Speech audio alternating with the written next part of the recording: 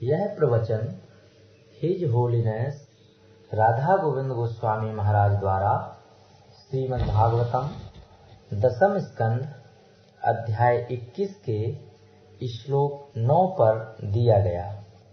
हरिद्वार में वर्ष 2001 में 1 से 7 मई तक आयोजित वेणु गीत सप्ताह के अंतर्गत 4 मई की सायंकालीन बैठक में यह संपन्न हुआ। शरदयं कुशलं स्वेणुः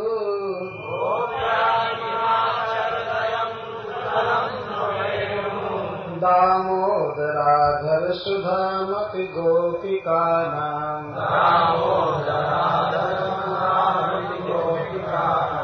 भुङ्क्ते स्वयं जगवशिष्टरसं हृदिन्यो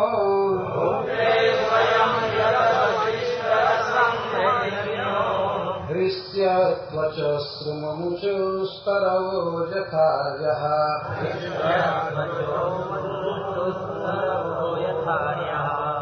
वृन्दावनं सखि भुवो वितनोति कीर्तिम्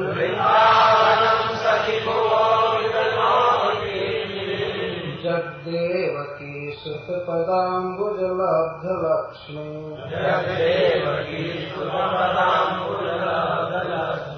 गोविन्द वेणुमनुमत्तमयूरनृत्यम्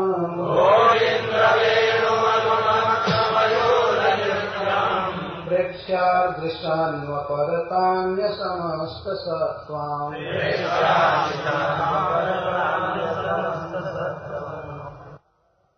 अहो बकास्तुतरां गोपानां भाग्यं वेणुरपि भाग्यं किं वक्तव्यम् इति महाभाव स्कृत उन्मादतया मिथ्या कल्पना पूर्वकं स ईर्ष्याभिलाषमाहु गोप्यैति। अहो बत अस्तुतरां गोपानां भाग्यम, हे सखियों, हे गोपियों, गोपों के कृष्ण सखाओं के भाग्य का क्या वर्णन किया जाए। वेणुरपि भाग्यम किं वक्तव्यम, वेणु के भाग्य का क्या कहना है। यह जड़ वेणु कितना भाग्यशाली है, इस पर विचार करो। महाभाव के कारण स्फुरित होते हुए उन्माद के कारण वांसुरी में ही व्यक्ति की कल्पना करके और मिथ्या कल्पना है यह, और इस प्रकार ईर्ष्या के साथ अपनी अभिलाषा व्यक्त कर रहे हैं। वेणु से ईर्ष्या हो रही है।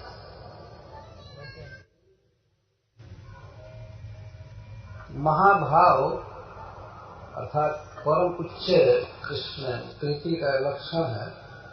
कृष्ण से संबंधित किसी भी वस्तु में बहुत सौभाग्य की कल्पना होती है। जड़ पदार्थ में, शुष्क बांस में ऐसी भावना हो रही है कि यह मेरी शौक बन गई है। राधा रानी की भावना है, चाहे अन्य किसी भी गोपी की। तो वेणु के साथ ईर्ष्या हो रही है। सबसे पहले संबोधन है गोप्य, हे गोपियों। इसके द्वारा मानो राधा रानी यह कहना चाहती हैं कि श्री कृष्ण गोप हैं और तुम लोग गोपी हो। तो श्री कृष्ण के संबंध में जो भी रस है, जैसे उनका आग्रह इत्यादि, उस पर तुम्हारा अधिकार होना चाहिए, क्योंकि तुम गोपी हो और कृष्ण गोप है। अन्य किसी का भी उस पर अधिकार नहीं, क्योंकि देवता आदि सब मनुष्य से विजातीय हैं और मनुष्यों में भी कई जाति के मनुष्य हैं। तो कृष्ण पर जब किसी का अधिकार है तो गोपियों का, क्योंकि कृष्ण गोप है। संबोधन का अर्थ हुआ अयम वेणु किम कुशलम आचरत। इस वेणु ने क्या तप किया है, क्या सुकृत किया है, कौन सा पुण्य किया है। क्यों, कैसे पूछ रहे कि क्या पुण्य किया है। पुण्य का कोई लक्षण है क्या इसमें?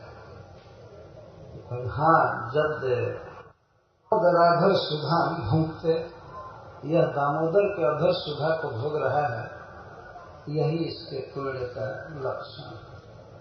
बिना पुण्य के, बिना सुकृत के कृष्णाधरामृत प्राप्त नहीं हो सकता।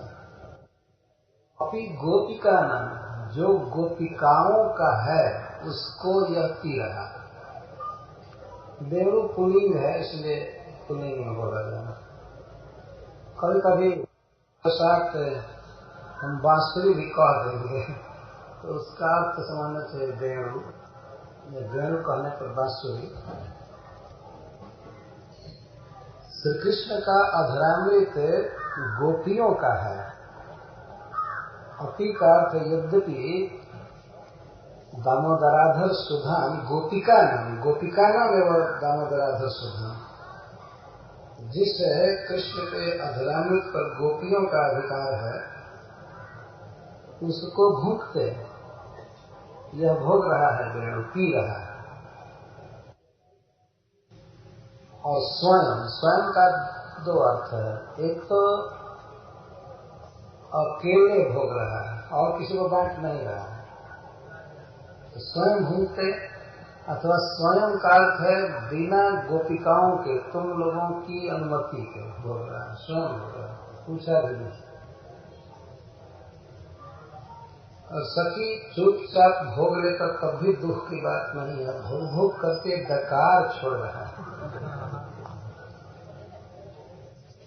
ये फुटकार नहीं है, इसकी डकार है। और ये कभी कभी बोल रहा है कि गोपियों तुम क्या कर सकती हो, हमारा हम तुम्हारा धन लूट रहे हैं। श्री कृष्ण ऐसे बोलते थे बांसुरी में, तो गोपियों को ऐसा अनुभव होता था कि बेणु बोल रहा है।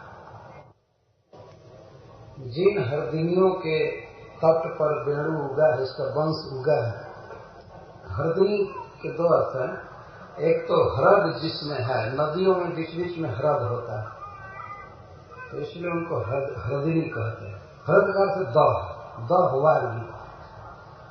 जो लोग देखे हैं नदी को बीच बीच में ह्रद बन जाता है, तो उनको हरदिनी कहते हैं। और जहाँ दह होता है उसके तट पर बांस उगते हैं, बेणु उगता है। अथवा हरदिनी का अर्थ होता है ह्रद की पत्नियां। जो ह्रद है, छोटे छोटे सरोवर को भी ह्रद कहा जाता है। छोटे छोटे सरोवर को हृदयी कहा जाता है और बड़े बड़े सरोवर को ह्रद कहा जाता है। हृदयियां वेणु द्वारा छोड़े गए अवशिष्ट रस को पी करके, और ये बहुत प्रसन्न है। भूखते स्वयं जदवशिष्ट रसम हृदय में हिस्यत्वचो श्रीमुमुषुस्तव जथा, हृदयों को रोमांच हो रहा है। हिस्यत्वच, देखो तवाइयों को, नदियों को रोमांच हो रहा है, क्योंकि इनके तट पर बांस उगा है और उसी बांस का बेणु बना हुआ है। ये संबंध मिलाकर के हर्षित हो रहे हैं। कमल आदि खिले हैं हृदयों में, इसलिए कह रहे हैं कि रोमांच हो रहा है, खुशी है। संबंध जोड़कर बेणु कृष्ण का भक्त हो गया है और हमारे तट पर उत्पन्न हुए बांस का पुत्र है, इसलिए हम धन्य। अथवा हृदयियां कृष्ण के अधरामृत को पीती है।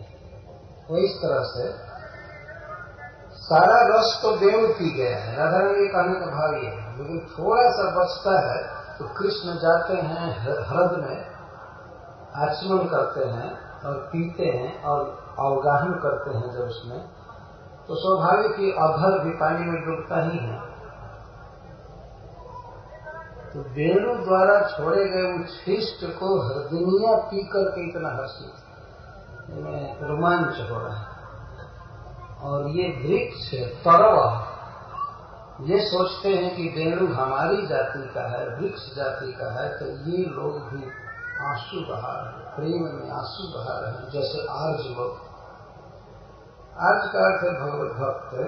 जैसे भक्तों के, महान पुरुषों के परिवार में कोई भगवत सेवक जन्म लेता है तो वे लोग आनंद में आंसू बहा रहे।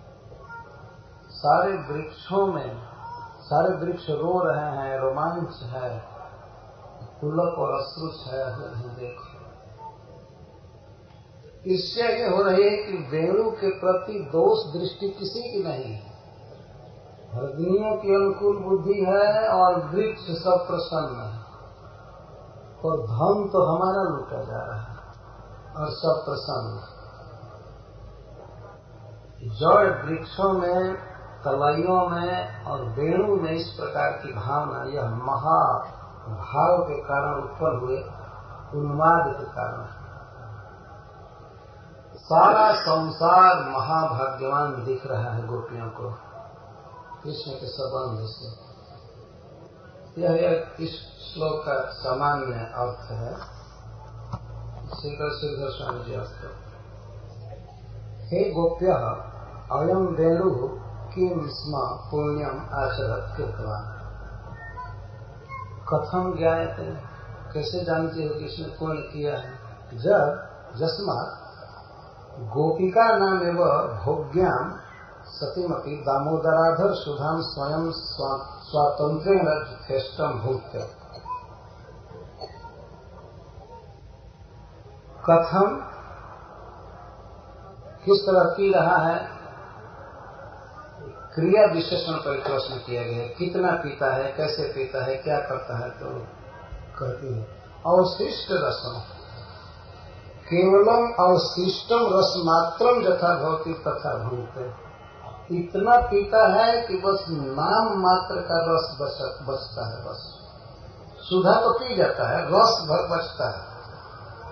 सुधा और रस में अंतर, नाम मात्र रस बचता है। जतो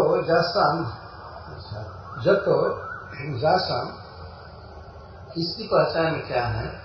जतो जासम हरदिनी नाम पैसा पुष्ट, जिनके जल से यह पुष्ट हुआ है वेणु, तब मातृतुल्य हृदयनिया, माता के भाव रखने वाली वो हृदयनिया, हृष्यत्वच विकसित कमल वन मिश्रण रोमांचिता।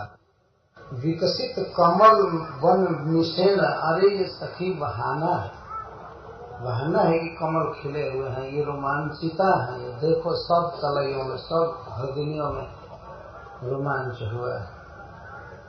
और इसलिए कि इनके जल से पुष्ट हुआ है, तो इनकी भावना है कि मेरा पुत्र कृष्ण का भक्त हो। ऐसा भक्त कि कृष्ण के आधार पर अधिकार रखे, हमारे जल से पुष्ट हुआ है, इसलिए वो रोमांचिता है। अच्छा, जेषम वंशे जातः ते तरवः मधुधारा मिश्रण आनंदाश्रु में, जिनके वंश में यह वेणु उत्पन्न हुआ है, ये तरुगण मधुधारा के बहाने आनंदाश्रु बहा रहे। यथा आर्ज कुलवृद्ध स्ववन से भगवत सेवकम दृष्टवा हृष्यत्वचो अश्रु मुंचन्ति तद्वति। जैसे महान पुरुष शुद्ध वंश वाले जब देखते हैं कि उनके वंश में कोई भगवत सेवक जन्म लिया, कृष्ण का भक्त हुआ, तो लोग आनंद में आंसू रहा। और सोचते हैं कि हमारा उद्धार हो जाएगा, पूर्वजों का उद्धार हो जाएगा, हमारे वंश में ऐसा शुद्ध कृष्ण भक्त जन्म लिया। ये सब वेणु के भाग्य से अपने को भी धन्य मान रहे हैं।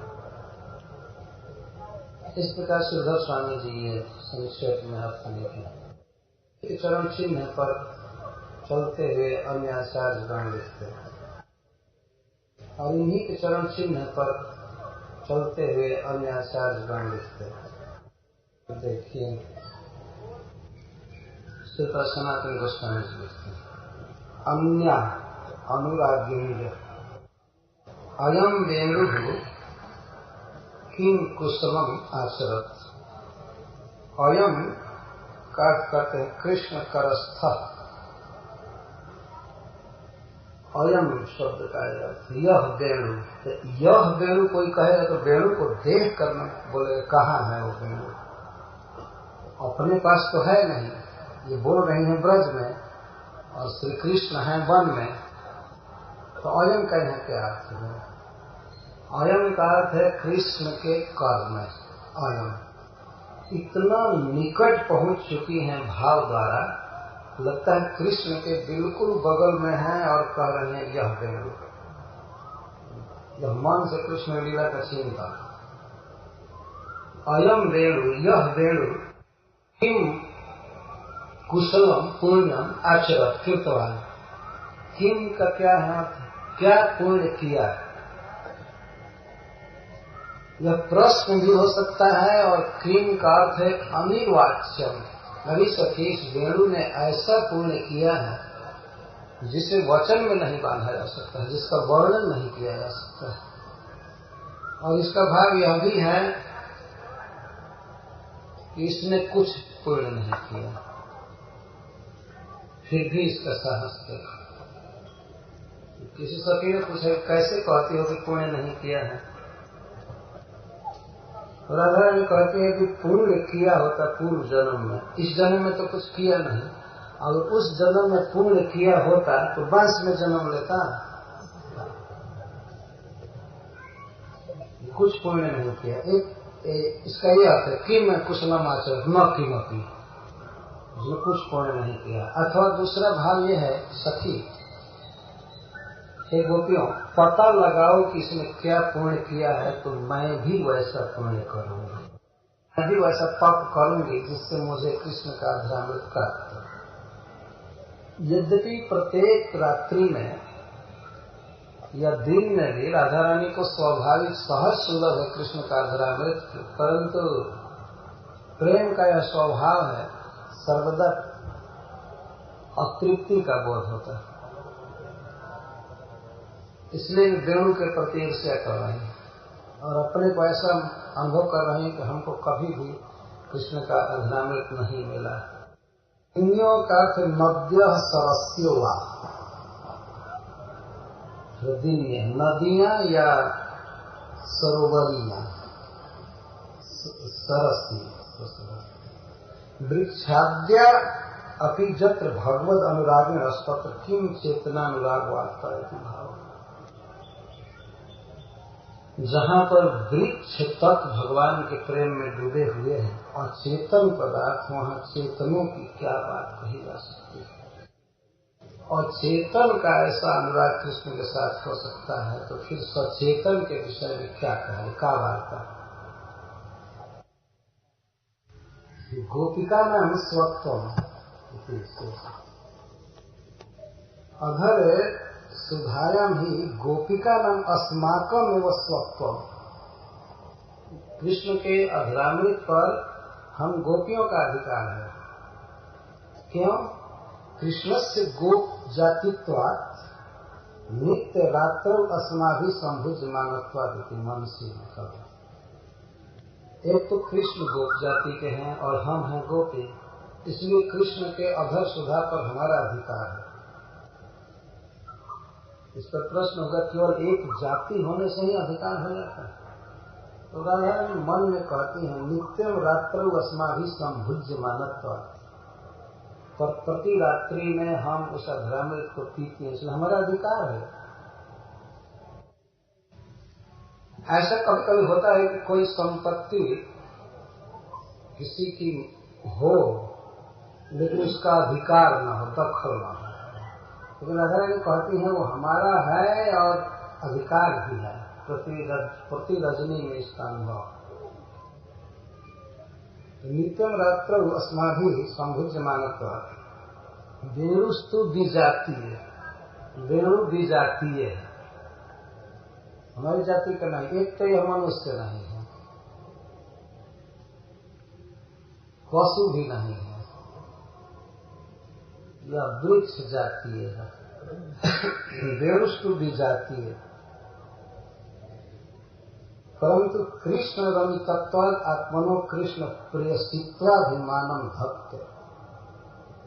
परंतु कृष्ण इसके साथ रम रहे हैं और कृष्ण के अधर पर यह रम रहा है, इसलिए पुरुष होते हुए भी अपने को कृष्ण प्रेयसी मान रहा है। अरे वो काहे को मानने जाए प्रेयसी, बेचारा वेणु है लेकिन अपने मन के भावों का आरोप उस बांस पर कर रहे हैं। यह अपने को कृष्ण प्रेयसी का अभिमान रखता है और वो भी पौरुष से नहीं, धृष्टता से, अधिकार से बाहर। पौरुष किया होता, मेहनत किया होता, दूसरी बात है धृष्टता से।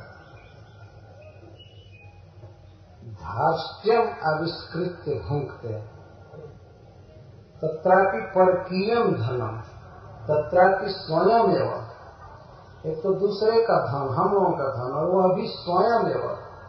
न तो अन्यम जन्म कमपि संगिनम करोति, किसी भी व्यक्ति को साथ में आज तक नहीं लिया। कृष्ण का धरामृत अकेले पी रहा है, और तथापि चौरजेण न चौरजेण, वो भी चोरी से नहीं पी रहा है, किंतु धन स्वामिनी असमान फुत्कारेण ज्ञातयित्वा, और फुत्कार से फंकार से बोल बोल करके हमको बता करके पी रहा है। चोरी से पीता तो वो भी सहन हो जाता, बोल बोल करके पी रहा है। हम कैसे सहें?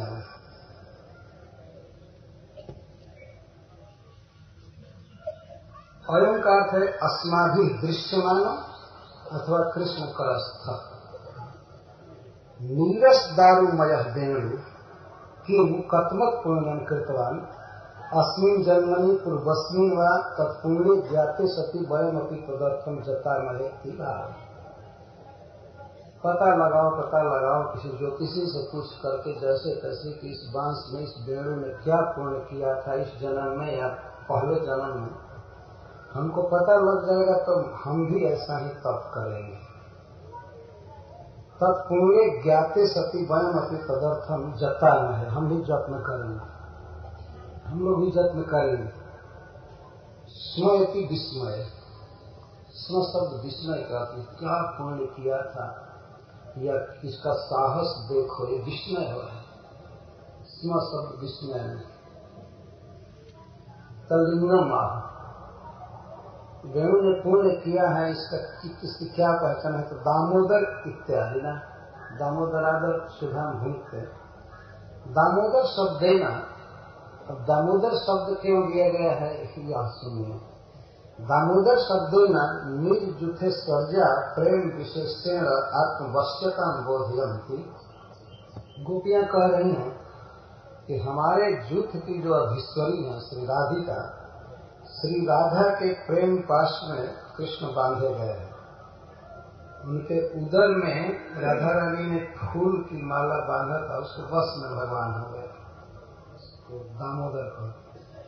तो जो श्री कृष्ण राधा के वश में है या हम लोगों के वश में है, उनके अधर सुधा को यह वेणु पी रहा है, उनको अपने वश में कर, यह भाव है। राधा दामोदरयो हो द्वंद्वत्व, राधा दामोदर द्वंद्वत्व। वृंदावन लीला में भगवान की यह एक विशेष छवि है, राधा दामोदर। ऐसे माँ जशोदा ने कृष्ण के उदर में दाम बांधा था, इसलिए भी उनका नाम दामोदर प्रसिद्ध हो गया। लेकिन श्री कृष्ण इससे बहुत चिढ़ते थे। कोई भी बच्चा इनको जब चिढ़ाना चाहता था तो कहता था ए दामोदर। दामोदर मतलब मटका फोड़े थे, माँ ने बांधा था। तो कृष्ण इसको पसंद नहीं करते थे। भीतर से उन्हें बड़ा आनंद आता था, लेकिन दामोदर कहने का मतलब चोरी करने वाला, मटका फोड़ने वाला, और माँ ने बांध दिया था ऐसे। इस दामोदर शब्द से कृष्ण की शैतानी का बोध होता है। तो राधा दामोदर का अर्थ दूसरा है। राधा रानी के द्वारा जिनके उदर में दाम बांधा गया प्रेम के बस। तो श्री गोपी जनों का भाव यह है कि जो श्री कृष्ण हमारे इतने बस में है कि हमारे द्वारा उदर में रस्सी स्वीकार किए, फूल की माला स्वीकार किए, ये बहुत सरल है। हमारे प्रियतम बहुत अच्छे स्वभाव के हैं, लेकिन जब से इस खल का संग हुआ इनका स्वभाव बदल गया। ऐसे कहती हैं, कोई कोई गोपी कहती है यार नहीं सकी, वेणु का क्या दोष है, सजनी नखते सीखते हरि खोते। ये कृष्ण नख से सिख तक खोते हैं बुरे। वेणु का क्या दोष है? परंतु इस श्लोक में यह बताया जा रहा है कि सब वेणु का दोष नहीं तो ये तो दामोदर प्रेम बस में, प्रेम के बस में रहते हैं। वेणु के संग से भले इनकी मति बदल गई है, लेकिन ये तो है दामोदर, और ऐसे दामोदर के अधर सुधा को वेणु पी रहा है। अतएव गोपिका नाम भोग्यम, और ये गोपिकाओं का भोग्य है। गोपिका नाम अपि, बस इतना ही कहा गया है। गोपिकाओं का धान, गोपिकाओं का भोग, ये बात नहीं कही गई है, इतना ही काफी है। गोपिकाओं का, तो यह अधर सुधा के साथ भी जुड़ सकता है और दामोदर के साथ भी जुड़ सकता है। गोपिकाओं के दामोदर का अधर सुधा, अथवा गोपिकाओं का अधर सुधा। कहने का आशा है कि दामोदर हमारे हैं, न कि इस वेणु के। दामोदर का अधरामृत हमारा स्वत्व है, हमारा धन है, और इसको यह पी रहा है। अयमिति पुंसत्व निर्देश, पुंसत्व निर्देश तस्य तद्भोगा योग्य तोक्ता। अयम शब्द कह रहे हैं, और वेणु, वेणु ऐसे भी पुल्लिंग और अयम शब्द भी पुल्लिंग है। स्त्रीलिंग होता तो इयम रहता है, अयम। अयम कहकर पुरुष कह रहे हैं, तो एक पुरुष का कोई अधिकार नहीं है किसी पुरुष के अधरामृत को पीने, तो स्त्री का अधिकार है, यह कहने का भाव। और इसी को गोपिका नाम कहते हैं। हम गोपियों का अधिकार है, इसका अधिकार नहीं है, तथापि भूखते हैं। और तदेकोपभोग्य कत्व में सदा पीबती, और ऐसा पी रहा है, ऐसा पी रहा है, इसको चाहिए था कि थोड़ा सा पी लेता और बाद में कुछ महाप्रसाद, भात, रोटी आदि खाता। यह बिल्कुल नहीं कर रहा है, कभी माखन नहीं खाता, दूध नहीं पीता, केवल अधरामृत को पीने पर पड़ा है।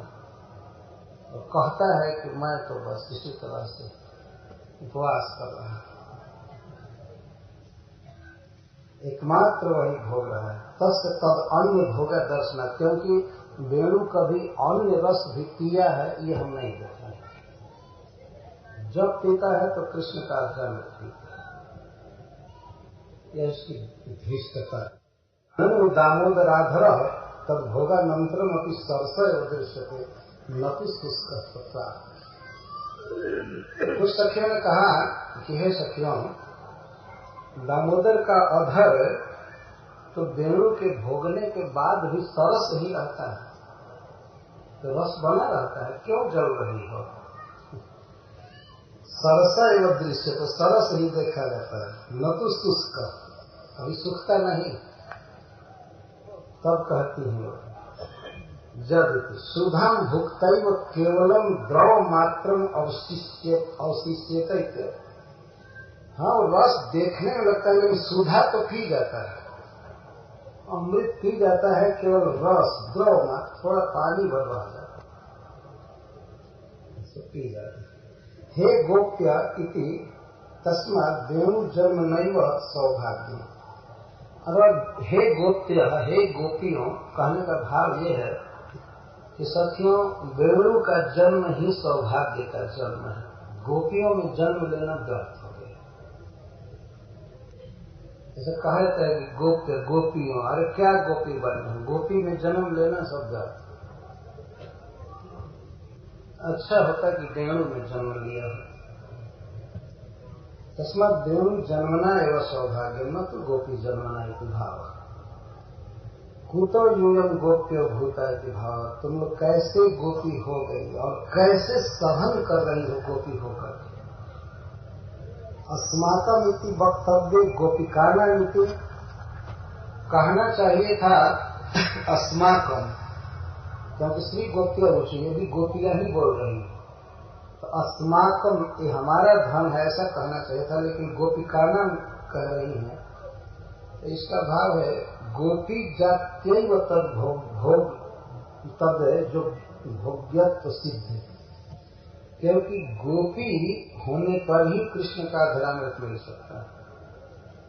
तो श्री जी तो आज तक तप कर रही हैं चरण रज पाने के लिए, लेकिन उनको नहीं, क्योंकि गोपियों का अधिकार है, गोप कृष्ण का।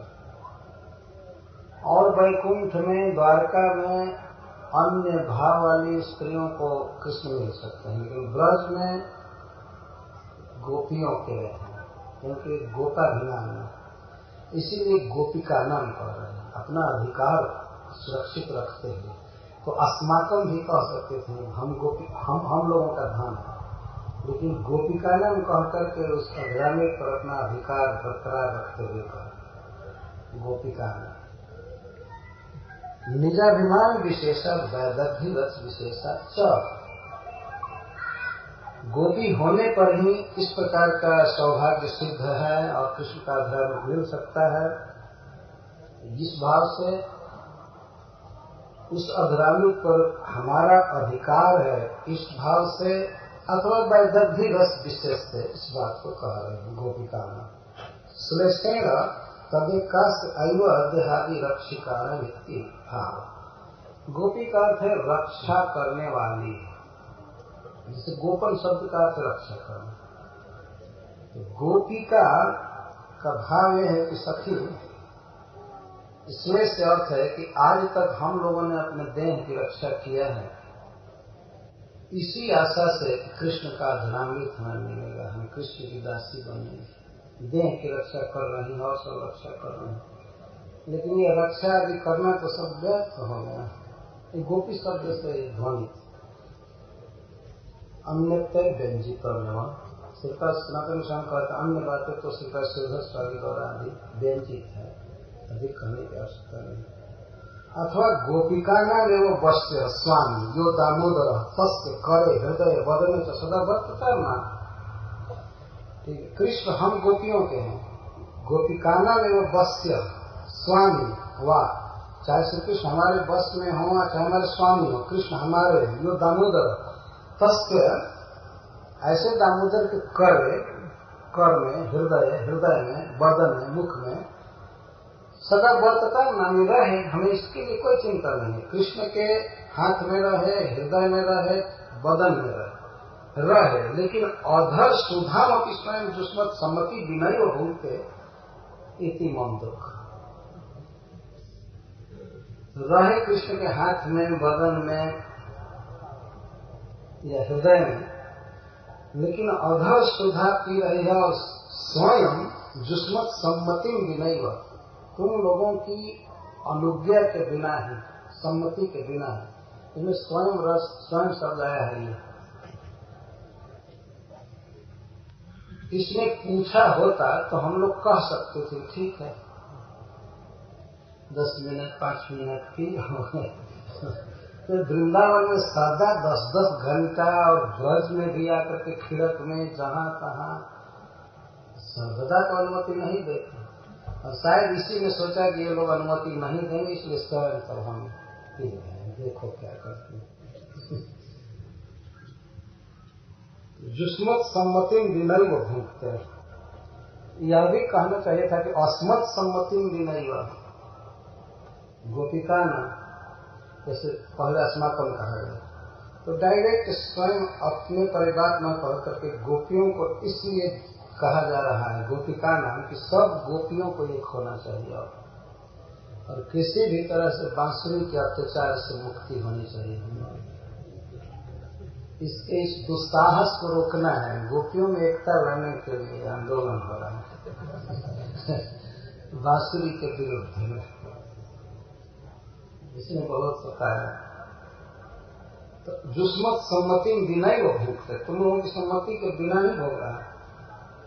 अवशिष्ट रसम, अवशिष्ट का होता है उत्शिष्ट, उच्छिष्ट, अवशिष्ट, शिष्ट का से बचा हुआ, और अव शब्द संस्कृत में हीनार्थ में प्रयोग होता है। जैसे मान शब्द है तो उसमें अवमान, तो वो अच्छा नहीं है, मान के विरुद्ध है। तो इसमें हीनार्थ ये भाव कह रही हैं, अवैति औरतादिवत हीनार्थ, जैसे कोई रथ है और उसमें लगाया जाए, रथ का अर्थ है अनुरक्त, असक्त, अवरत, तो औरत का अर्थ विरक्त हुआ लेकिन हीन अर्थ में हुआ।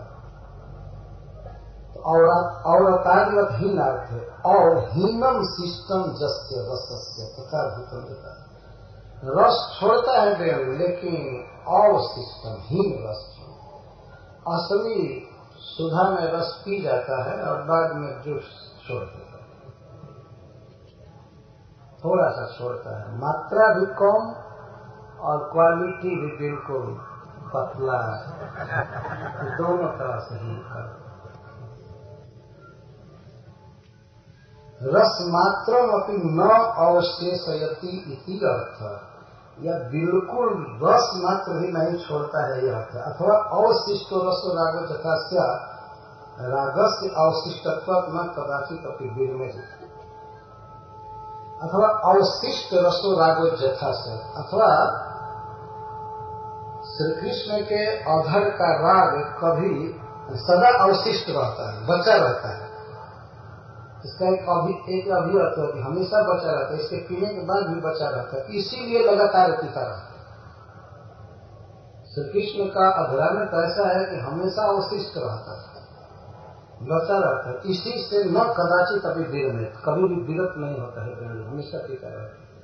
तो पीने पर मान लीजिए अवशिष्ट हो जाए, बच समाप्त हो जाए, तब तो ये पीता ही रहेगा, हमेशा बचा रहता है। और इसीलिए नहीं विरमत होता है, किंतु मुहुर भोक्ष्यता, ये बात हमेशा भोगता रहता है। जदव सुधा कथम होता, कैसी सुधा, गोपिकानाम अवशिष्टो यो रसस तदापेक्षा तद इतरा शेष रस परित्यागा तद रूपामपि तामपि अयम भूमिका। अथवा गोपिका नाम अवशिष्टो यो रस, उस जूठ को पीता रहता है। रात्रि में तो हम लोग पीते हैं, यह भी एक भाव है। गोपिका नाम अवशिष्ट रस यति भूखते, हम लोगों का उच्छिष्ट भोगता है, इसका इतना अनुराग है इसमें। यह भी एक अर्थ है, प्रकारांतर से लगाया जाता है। कथन भूतम सुधाम गोपिकानाम अवशिष्टो यो रस तदेकापेक्षा, उसी गोपियों के द्वारा छोड़े हुए रस को इतना ही पीना चाहता है, उसकी अपेक्षा से तद इतरा शेष रस परित्यागा, उस रस के सामने सारे रस को त्याग करके और तद रूपामति अस्मत् जुष्मत् उच्छिष्टामति भोगते, तुम्हारे उच्छिष्ट को भी भोगता रहता है। तत्र रसो नाम प्रीत्याख्य रस विशेषत्वे की तदात्म्यापेक्षा उपचारेण शुद्धैव रस किंवा रसनीय मधुर द्रव्य विशेष ही। यहाँ पर श्रीपाद सनातन गोस्वामी विचार कर रहे हैं, यह रस का क्या अर्थ है। सुधा शब्द अपने आप में पर्याप्त है, लेकिन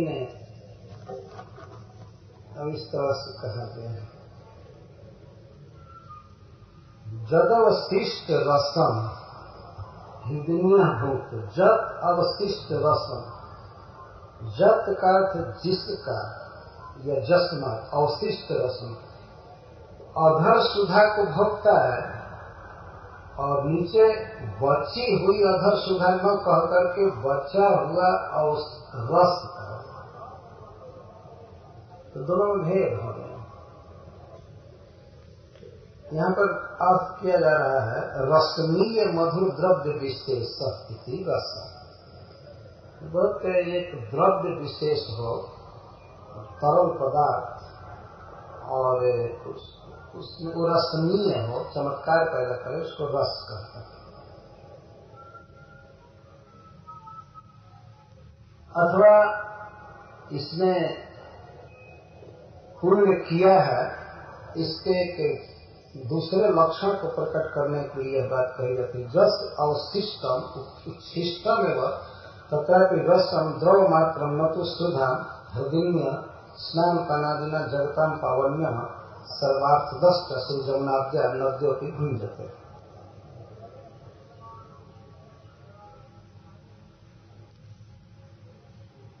देवों के द्वारा जो कृष्ण का ध्यानित किया जाता है और उसके बाद जो रस मात्र उच्छिष्ट छोड़ता है, उस रस को जमुना यदि नदियां पीती हैं तो प्राय बांसुरी बजा करके और श्री कृष्ण बाद में जाते होंगे, स्नान करते होंगे, पानी लेकर पीते होंगे या नदी में कूला करते होंगे, स्नान करते होंगे। ये भाव आ रहा है कि इसके बाद वेणु की माताएं पीना चालू करती कृष्ण का ध्यान। तो यह इतना कृपण है वेणु कि स्वयं पीता है, बच्चा खुचा अपने माँ को दे देता है और अपने परिवार के लोगों को। श्री कृष्ण बांसुरी बजाते हैं और इसके बाद जलावगाहन करते हैं, स्नान करते हैं। तो श्री कृष्ण के अधर का संस्पर्श प्राप्त होता है वेणु को या हृदयों को, इस कारण से ईर्ष्या हो रही है। वेणु से तो ईर्ष्या हो ही रही है और वेणु की माताओं से भी ईर्ष्या हो रही है। जितना भाग्य जमुना आदि नदियों का है या तलैयों का है, वैसा सौभाग्य सखी हमारा नहीं। स्नान पानादियां जगतम पावन्या, हृदय कहते जमुना या मानसी गंगा आदि नदियां ऐसी हैं कि इनमें कोई स्नान करे, इनके जल का पान करे तो जगत के समस्त जीवों को पवित्र कर देती हैं, सर्वार्थ देती हैं। पर ऐसी पावन नदियां भी वेणु के उच्छिष्ट को पाती हैं, खाती हैं। सारी जगत के पापों को दूर करने वाली हैं, वे वेणु के उच्छिष्ट को पाती हैं, भुगती। तो वहां से इसका अर्थ है कि रस है तब तो रस बचा हुआ रस भी इतना महान है कि अभी जमुना आदि नदियां तो उसी में अपना सौभाग्य मानती हैं और इसके बाद रोमांचित होती हैं इस रस को पाकर। इसका अर्थ यह है कि कृष्ण बांसुरी बहुत देर तक बजाते हैं और नदियों में अवगाहन कम देर तक करते हैं।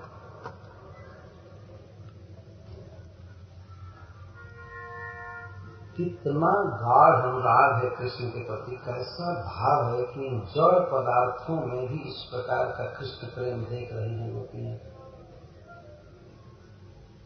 और वैसे वह भी सत्य ही है, भगवान के अधर का स्पर्श करके कर कमल का संपूर्ण श्री विग्रह का स्पर्श करके नदियों में रोमांच हो रहा है और वेणु के कारण भी रोमांच हो रहा है, ये सत्य है। परंतु अब यह भाव लाना कि ये फुटकार द्वारा बोल बोल करके हमको जना करके और पी रहा है, ये सब तो बेकार है। मतलब ये व्यर्थ कल्पना मात्र है अपने भाव के कारण। यहाँ हरदुनिया शब्द पर श्री सनातन गोस्वामी जी कह रहे हैं कि जगत को पावन करने वाली मानसी गंगा, जमुना या अन्य सरोवरियां या सरोवर जिस रस को पीते हैं, वेणु एक दिन नहीं लगातार जूठा करता जा रहा है और उसके रस को ये लगती है और पी करके आनंद के उद्रेक में रोमांचित रहती है। हमेशा कमल खिला रहता है, इसलिए कह रहे कि रोमांचित रहती है। कैसे ये जानी कि ये पी रही हैं? क्या पता है कि जमुना जो पी रही है अधरामृत को? तो प्राय यह देखा जाता है कि जल विहार आदि न अधर रागा पगमा। जल विहार जब व्यक्ति कोई करता है, श्री कृष्ण कर रहे हैं, तो थोड़े काल के लिए अधर धुल जाता है और जो लालिमा राग होता है थोड़े काल के लिए विदा हो जाता है। इसका अर्थ है जमुना आदि में बचा हुआ रस पी लिया, यह भाव। इस तरह से देखी है कृष्ण को खुला करके आए हुए, स्नान करके आए हुए, तो अधर थोड़ा सूखा हुआ है। ज्यादा देर तक स्नान करने पर, पानी में रहने पर ऐसा होता है। इसलिए अनुमान करते हैं कि जो वेणु का छोड़ा हुआ थोड़ा रस था वो जमुना आदि में ले और उसी पर इतना भाग्यवती अपने को मान रही। जगत को पावन करने वाली नदियां और वेणु के उच्छिष्ट को ग्रहण करके सौभाग्य मान रही। ऐसे कहा गया, साहित्य दर्पण में एक श्लोक है, उसको उद्धृत कर रहे हैं। निःशेष चित चंदनम स्तन तटम निर्मिष्ट रागो धरा। कोई नायिका स्नान की है किसी नदी में, सरोवर में, तो वहाँ ये कहा गया है कि सरोवर में जल ने नायिका के स्तनों के चंदन को हर लिया। और निर्निष्ठ रागोधर, और स्नान करने पर अधर का राग भी निर्निष्ठ हो गया। स्नान करने पर ऐसा होता है। कोई ग्रंथ है साहित्य दर्पण, उसकी श्लोक संख्या भी दी गई है। इत्यादि वचनों काव्यसु अनुमान द्वारा प्रसिद्धम है। काव्य में भी प्रसिद्ध है और ऐसे देखा जाता है अनुमान द्वारा भी। तो तासम तब भोगे लिंगम, ठीक है, यह माना जाएगा कि हृदयियां वेणु के द्वारा छोड़े हुए रस को पी। क्या पहचान है कि पी रही है? हृदयों में कोई लक्षण है तब कहती हाँ हृष्यक त्वचा, हृष्यक त्वचा इति कर्वष्ट मुनय इव तत्तीर्वर्तिनो जगद उपकार परा भगवत स्तुत महात्म्या भुंज।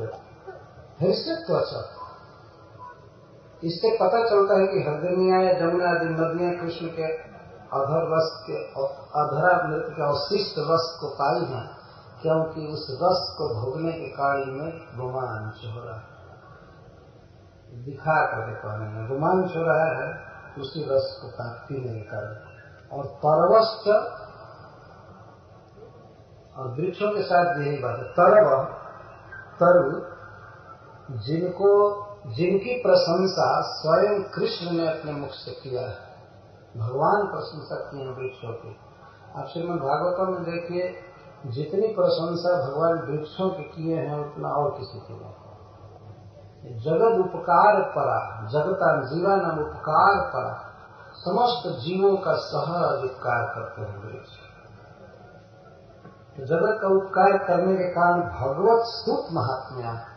तो श्रीमद् भागवतम के 10वें स्कंध, एक भी कण वृक्ष का बेकार नहीं जाता,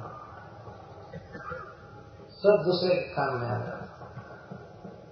इतनी महिमा वाले, जिनकी महिमा का वर्णन स्वयं श्री कृष्ण ने किया है, भगवान ने किया है। और जगत उपकार पर ये श्रीपाद सनातन गोस्वामी के मुख से भगवत स्तुत महात्म्य आया है। लेकिन गोपियों के मुख से भी ये आ सकता है। कृष्ण जिनकी इतनी प्रशंसा करते हैं, जो जगत उपकार पर आए हैं, तब तीरवर्ती, जमुना के तीर पर जिनका जन्म हुआ है या मानसी गंगा आदि के तीर पर जिनका जन्म हुआ है, ऐसे वृक्ष भी भुंज।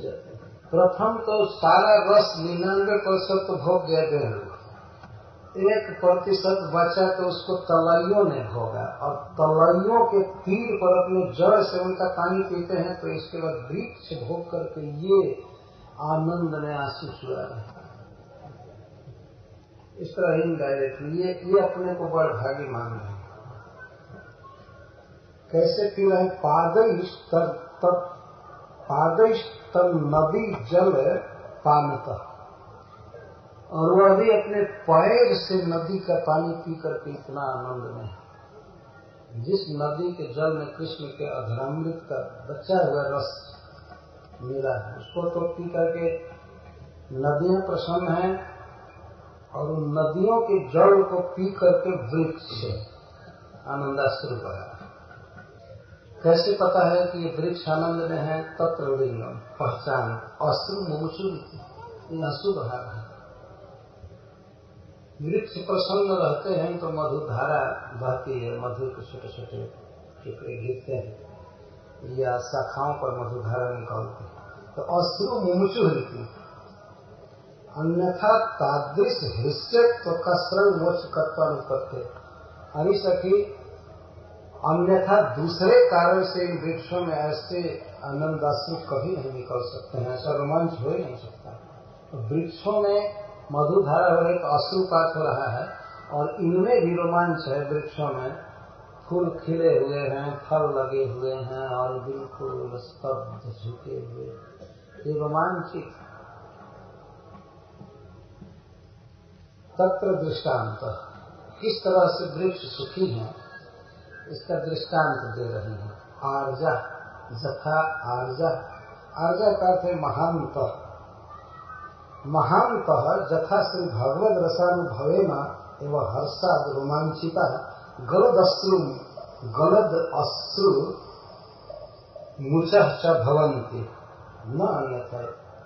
जितने भी संसार में महान पुरुष हैं, भगवत भक्तगण, आचार्यगण, वे लोग भगवत रस के अनुभव से ही रोमांचित होते हैं और उनके आंखों से आंसू बहते हैं, अन्य प्रकार से नहीं। तो वृक्ष तो वैसे ही महात्मा है, महात्माओं के गुरु हैं। अपनी लीला में भगवान श्री कृष्ण ने ये बात तो कह ही दिया, लेकिन बाद में चैतन्य महाप्रभु के रूप में आकर के सबको कहा कि वृक्षों को गुरु बनाओ। तरोरिव सहिष्णु, वृक्ष जैसा सहिष्णु बनो। तो वृक्ष को आचार्य के स्थान पर रखा, दृष्टांत, और दीनता के लिए तृण ऐसे सीखना चाहिए, दीनता और सहिष्णुता वृक्ष। तो ब्रज लीला में भगवान प्रशंसा किए हैं वृक्षों की, और चैतन्य महाप्रभु के रूप में लीला कर रहे तो वृक्ष ही उनको गुरु मिले सिखाने के लिए। तो इस प्रकार से अवश्य महान है। जिसकी प्रशंसा भगवान कर रहे हैं वो महान नहीं होगा, कौन हो सकता है? तो पहले से परंपरा रही है कि महान पुरुष भगवत रस के अनुभव से ही रोमांचित होते या आनंदाश्रु बहाते। तो यह कहा जाए कि ये बोल तो नहीं रहे हैं, तो इस पर भाव यह है कि वाष्प से गदगद वाणी है, बोला नहीं जा रहा, आनंद से केवल आंसू बहा रहे हैं, रोमांचित। कभी कभी महान पुरुषों में ऐसा देखा जाता है कि भगवत रस विशेष का अनुभव करके उनकी वाणी बिल्कुल स्तब्ध हो जाती है, केवल मन लीला में रहता है और वाणी से कुछ उच्चारण नहीं होता है, आंखों में आंसू बहता है, शरीर में रोमांच है। तो जथा आर्जा महान तो श्री भगवत रसानुभवेन एवं हर्षाद रोमांचिता गलदस्त्रु मुचश्च भवन्ति न अन्यथा। जथा जद्वा हृष्य त्वच सत्य इति परम दुर्लभ लाभेन आनंद भर सूचि। तो दुर्लभ लाभ मिला है इसलिए हृष्य त्वच। अतो जसो शिष्ट द्रव मात्र पानी नापी तासाम ईदृशो हर्ष तस्य पूर्ण महात्म्यम कथम वर्णन भाव। तो जिस देवों के उच्छिष्ट रस मात्र का पान करके हृदयों की ये दशा होती है, और उसका भी उच्छिष्ट पान करके वृक्षों की ये जब दशा होती है, तो ऐसे महापुण्य परिपाक वेणु के सौभाग्य को कौन वर्णन कर सकता? कितना पुण्य किया होगा, कितना तप किया होगा, इसको कौन कह सकता है? सर्व तु अश्रु मुमुचु तस्य अत्यलाभेन शोकाद अरुदन। अथवा अश्रु मुमुचु यह कहा गया है, हृदयों को तो कृष्ण का घरामृत मिल जाता है कुछ न कुछ बच्चा में, लेकिन वृक्षों को नहीं मिलता, इसलिए बेचारे शोक में रो रहे हैं। ये अश्रु मुमुचु रो रहे हैं। अथवा दूसरे वृक्ष रो रहे हैं, कृष्ण बांस को ही सौभाग्य दिए और को नहीं, अथवा इसलिए रो रहे हैं। इसमें सब लिखा गया है कि कृष्ण जाकर के हृदयों का पानी पीते हैं तो वृक्ष रोते हैं कि कब हमारा पुष्प ले ले और हमारा फल खाए, ये भाव, इसलिए रोते हैं। ये लाभ उनको नहीं मिलता इसलिए रोते हैं। ऐसे सर्वत्र भगवान अपने हाथ से पुष्प चयन करते हैं और फल भी तोड़ते हैं, प्राय सब जगह खाते तोड़ते हैं। लेकिन यह भी एक भाव हो सकता है कि कभी कभी रोने लगते हैं। अन्य जीवों जैसे, जैसे गोपियों जैसा है, गोपों जैसे प्रेम में अतृप्ति का अनुभव वृक्षों का भी होता रहता है। इसलिए सदा चाहते हैं कि कृष्ण हमें संस्पर्श दें, हमारा फल भोगें और ये कृष्ण का अधरामृत हम लें। तो लेते ही हैं नदियों के जल में मिश्रित।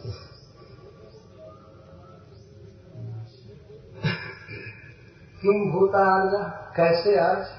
तो वृक्षों को आर्ज से उपमा दी गई। जैसे आर्जगण भगवत रस के अनुभव से अश्रु बहाते हैं, रोमांचित होते हैं, ऐसे वृक्ष। तो वृक्ष कैसे आर्ज अथवा आर्जा जता, वृक्षों को ही आर्ज कहा गया। छाया बिना जगत उपकारण महांतों की, छाया आदि द्वारा, आदि शब्द से फलादि द्वारा, छाया फल आदि द्वारा जगत के उपकारी हैं। तो ये महान जगह ननु तरुणाम तद भोगे कथम अपनी संभावना की ना। लेकिन आप कैसे कह सकती हैं कि वृक्ष आशा करते हैं कि कृष्ण का धरामृत हमें मिले, जो कभी संभावना नहीं हो सकती। वृक्ष कैसे आशा करेंगे? कथम तद अप्राप्त्या रोदनम संभव। वृक्ष कैसे अभिलाषा कर सकते हैं कृष्ण का धरामृत हमको मिले और फिर नहीं मिलने पर रोएंगे कैसे? नहीं रंको राज्य अप्राप्त्या अरोदिति भाव। कोई रंक व्यक्ति कभी साम्राज्य पाने की कल्पना नहीं कर सकता और नहीं मिलने पर रोएगा। कोई भिक्षुक है, भिखमंगा है, कंगाल है, तो उसको कहीं मांगने जाए, उसकी लालसा भी यही रहती है कि हमको कोई 1-2 रुपया देगा, जिससे कभी दिल्ली का गद्दी हथियाने की इच्छा नहीं होगी, कभी कल्पना ही उसके मन में नहीं होगी, और न मिले तो कोई दुख नहीं उसको। तो वृक्षों में कैसे संभावना हो सकती है कृष्ण का धरामृत पाना चाहेंगे और नहीं मिलने पर रोएंगे? यह कैसे संभव है? एक तो प्रश्न है, किल तभी क्षुधादिना अन्नाद्यर्थम क्या शंका है?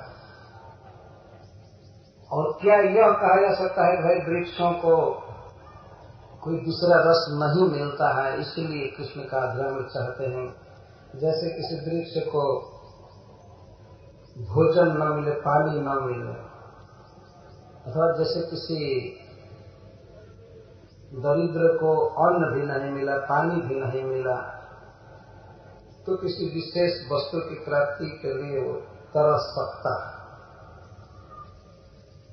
तो अन्न और पानी की तरह आवश्यक समझ करके वृक्ष रोते हैं कि कृष्ण के धरामृत की महिमा को समझ कर रोते हैं।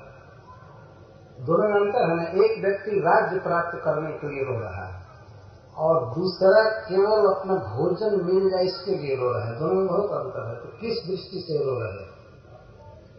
तो जहाँ तक राज्य साम्राज्य की प्राप्ति की बात है, कृष्ण के धरामृत की महिमा जानकर उसे लेने की इच्छा, ये तो वृक्षों में हो ही नहीं सकती। और हो भी जाए तो उनके पास न तो अपना कोई मुख है न हाथ है, वो कैसे पिएंगे? और नहीं मिले तो रोएंगे कैसे? तब कहते हैं जथा आर्जा परमार्जा सुधीय तधरामृत पान हीना अपि तद प्राप्त्या सुखे न अश्रु मंचती। तद वृक्ष वास्तव में आर्ज, तो जैसे आर्जगण परम भगवत भक्तगण सुधीय, जिन्हें भगवान का धरामृत नहीं मिला है फिर भी उसकी अप्राप्ति से उन्हें शोक होता है। शोक करते हैं, ये भी जानते हैं कि हम इस शरीर से और इस स्थिति में कृष्ण का धरामृत पी नहीं सकते, मिल नहीं सके, फिर भी नहीं मिलने पर शोक का अनुभव करते हैं। इस तरह से वृक्ष कर रहे हैं। जथा जथावत अथवा तरल आर्जा सरल बुद्ध अन्य समान। अतो अयम गोप्य, इसलिए हे गोपियों, राधा रानी आदि सखियां कह रही, हे गोपियों, निभृतम कुत्रापि संगोप्य रक्षणीय इत्यर्थ। इस बंसी को चुरा करके और एकांत में रख लिया जाए, यह अब कृष्ण का धरामृत न पीने पाए, यह भाव है। इस पर श्री कृष्णाच ठाकुर ने भी बहुत लिखा है। किंच जस्य स्वजाति संभवस्य वेणोष्टादृशम सौभाग्यम दृष्ट्वा सर्वे स्थावर जाते अपनी मधु मिश्रण अश्रु मुमुचु। हरिसखियों, स्थावर जाति में जन्म होने के कारण वेणु के सौभाग्य को देख करके समस्त स्थावर जाति मधु के बहाने अश्रु बहा रहे हैं, आनंद में। तत्र दृष्टांत तथा आर्जा पितर स्वकुल संभवस्य तादृशम सौभाग्यम अनुभूय अश्रु मुचंती। जैसे भगवत भक्तगण होते हैं और देखते हैं कि उनके वंश में कोई भगवान का भक्त उत्पन्न हुआ है तो ये लोग बहुत प्रसन्न होते हैं, गदगद होते हैं, रोमांचित होते हैं, आंसू बहाते हैं। यदि अच्छा व्यक्ति होगा, आर्य होगा, तो उसके वंश में कृष्ण भक्त हो तो बहुत हर्षित होगा। यह एक प्रकार से आर्य की परिभाषा दी गई है। केवल नाम आर्य बख लेने से ही व्यक्ति आर्य नहीं हो जाता। आर्य का अर्थ है कृष्ण भक्त। हरे कृष्णा कृष्णा कृष्णा हरे हरे, हरे राम राम राम हरे। सरल बुद्धि, भगवान का आश्रित व्यक्ति। तो आर्य के वंश में कृष्ण भक्त होते हैं तो ये लोग आनंदाश्रु बहाते हैं, रोमांचित होते। इस तरह से प्रत्येक व्यक्ति को आर्य बनना चाहिए। उनके वंश में कोई व्यक्ति भक्त हो रहा है तो बहुत प्रसन्न हो। ईर्ष्या पक्ष, अच्छा ठीक है, ये तो अनुकूल भाव से वेणों के विषय में कहा गया, इसके वंश के सब लोग आनंद में। ईर्ष्या पक्ष में कृष्ण से कहते हैं तस्मात् समाज एवं तादृश कस्य कस्य को दोष। अरे सखियों, ये बेड़ू का सारा समाज ही एक ही ढंग का, ऐसे ही है। कोई भी अपने परिवार में जन्म लिए हुए बेड़ू के दोषों को नहीं देख रहा है, तो एक का क्या दोष है, बेड़ू का क्या दोष, सारा समाज ही है। तलैया सौभाग्य मान रहे हैं, सारे वृक्ष करोड़ों करोड़ों इसका भाग्य मान रहे हैं। दोष तो केवल हम लोगों को दिखाई दे रहा है, सब लोग इसके केवल गुण को देख रहे हैं। क्या कहा है, समाज का दोष है, इसका एक का नहीं। बेड़ू का ही दोष नहीं, सारा समाज ऐसा हो गया। चक्रवर्ती कार्य कहते किंच नयम फुटकार। और फिर कहते हैं किसी सखी ने कहा कि अरे सखियों, ये कृष्ण जो बांसुरी बजा रहे हैं तो बांसुरी में यह कृष्ण की फूंक है। दूसरी सखियां कहा अरे नहीं, ये फूंक नहीं है, किंतु स्वसंभोगोत्थम मणितम एवं। मणित का संस्कृत में होता है डकार। अरे अधरामित पी करके यह इसकी डकार है, कृष्ण नहीं फूंक रहे हैं। तच्च अस्मन श्रावित्वा एवं, और वो भी हम लोगों को सुनाकर। डकार आवे तो इतना उच्च डकार नहीं लेना चाहिए, ऐसे तत्रापि न वशिष्ठम, कुछ भी बचने नहीं देता है रस। किंचित मात्रों की जब तत्व था यथा से भूमि, ऐसा चालाकी से भोगता है कि कुछ भी रस बचने नहीं देता है। धन स्वामी अस्माकं कृते स्वभुक्ता व सिस्टम अपनी किंचित न रक्षती। हम लोग स्वामिनी है उस धन की, कृष्ण के अधरामृत की स्वामी हम हैं, लेकिन हम लोगों के लिए भी कुछ भी नहीं छोड़ता है। अहो धार्ष्ट्यम की भाव, इसकी अद्भुत धृष्टता है। और किंचत तब देशवर्तिना सर्व जनस्तादृशा क्या हो, और इस देश में, इस वृंदावन में सभी ऐसे ही हैं। वेणु के जाति के जितने लोग हैं सब ऐसे हैं। न हरदिनियों ने कभी इसको डांटा, न वृक्षों ने डांटा, उल्टे आनंद के आंसू बहा रहे। तब देशवर्तिना, जिस देश में वेणु का जन्म हुआ है, जिस स्थान में, तो तब देशवर्तिना सर्वे व जना तादृशा एवं, उसी के समान। यह जैसे खल है वैसे सारा इतना दोष भरा है वेणु में, लेकिन कोई वेणु में दोष नहीं देखा। जब अधर सुधा होगा तम विक्षेप। भगवत गुणान श्रुत्वा अश्रु पुलकादिमंतो भवन्ति तथैवते वेणुर्मयितम सुतेति हृदय से सत्य स्तरव से सखाय दूता है। अरे ये जो नदियां हैं या तलैया हैं, इस वेणु की सखियां हैं, और वृक्ष जो हैं ये सब इसके सखा है, ये सब इसके सहायक बन रहे हैं। और सब ने मिल करके समाज इकट्ठा करके यही खाना है, क्या हम लोगों से बैर खाना है कि अब गोपियों को कृष्ण का अधरामृत एक सीकर भी नहीं सुलभ होने देंगे हम लोग। सब लोग वेणु को आगे बढ़ा करके और इस तरह से प्रोत्साहित कर रहे हैं। अतो अयम गोप्य निभृतम कुत्रापि रक्षणीय यथा कृष्णाधरम न प्राप्नोति इति असूया। इस तरह से ये भाव है कि किसी भी तरह से इस वेणु को छिपा करके एकांत में रख दिया जाए, जिससे कि ये कृष्ण के अधरांगी को न प्राप्त कर सके। यह असूया नामक संचारी भाव है। संचारी भाव बहुत थोड़ी देर के लिए रहता है, संचरण करता रहता है। असूया बांसुरी के विषय में गोपियां कहती हैं, कुछ पद सूत्रदास जी के हैं।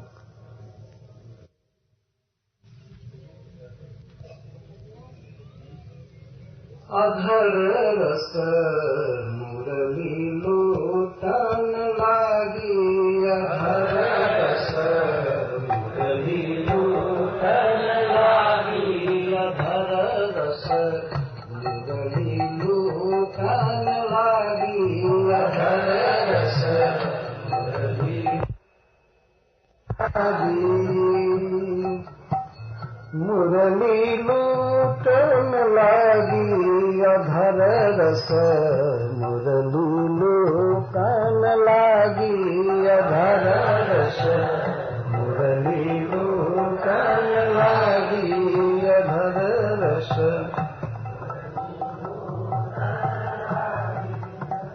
जारस को सत ऋतु तप कीना, जारस को सत ऋतु तप कीना, सोरस पियत सभागी, अधर रस मुरली लूटन लागी, अधर रस मुरली लूटन लागी, अधर रस मुरली लूटन लागी। तो गोपियां कहती हैं कि जिस रस को पाने के लिए हम लोगों ने 6 ऋतुओं में तप किया, कात्यायनी की पूजा किया, क्या क्या किया, बहुत दुख सही, घर का लांछन सही, सास ससुर के पति की उलाहना सही और सब सही। जिस रस के लिए हमने सालों भर तप किया 6 ऋतुओं में, उस रस को यह सौभाग्यवती बांसुरी पी रही, मुरली पी रही।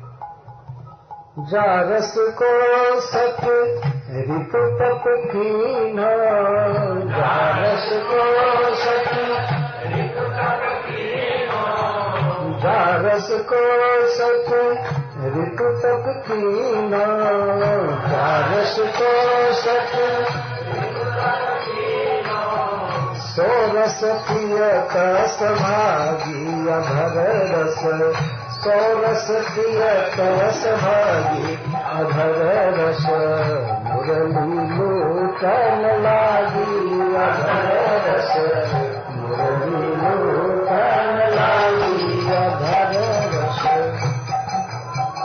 कहाँ रही कहाँ रही कहाँ तई आई, कहाँ रही कौन यही बुलाई, अधर रस कौन यही बुलाई, अधर रस मुरली लूटन लागी, अधर रस मुरली लूटन लागी। कहाँ थी और कौन इसको बुलाया, कहाँ रही कहते यह आई, कहाँ रही कहाँ से आई है, कौन इसको बुलाया यहाँ। कहाँ रही कहते है आई, कहाँ रही कहाँ कौन आई बुलाई, अधर रस कौन आई बुलाई।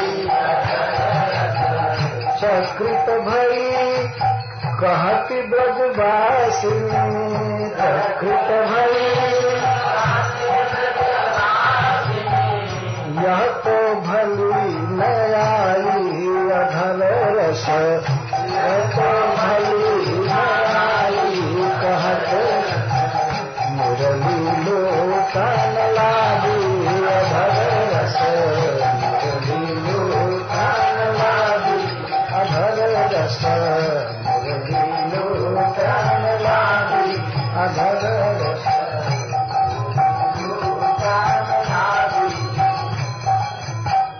सावधान क्यों होत नहीं तुम, सावधान क्यों होत नहीं तुम।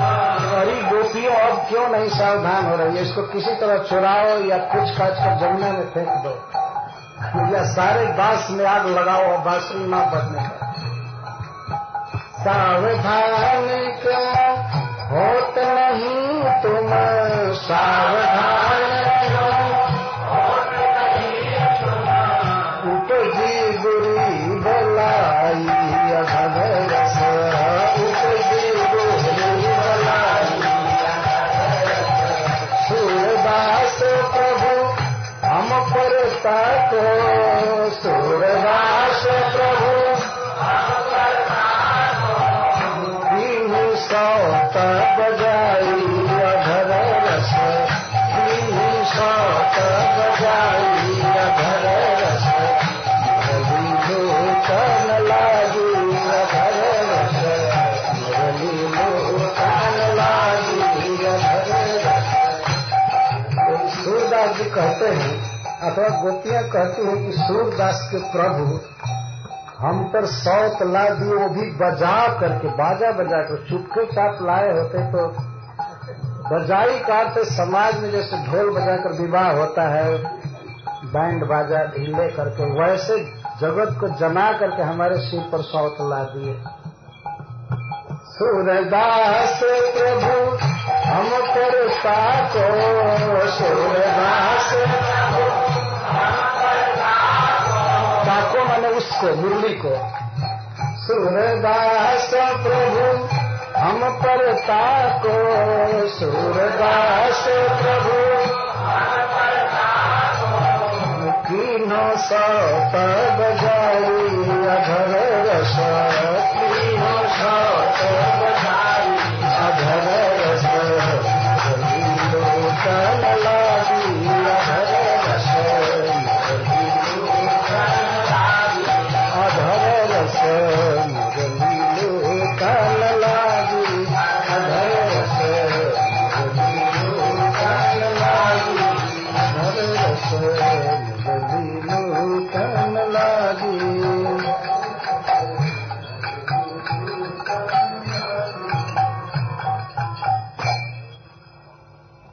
पृष्ठ 5 पर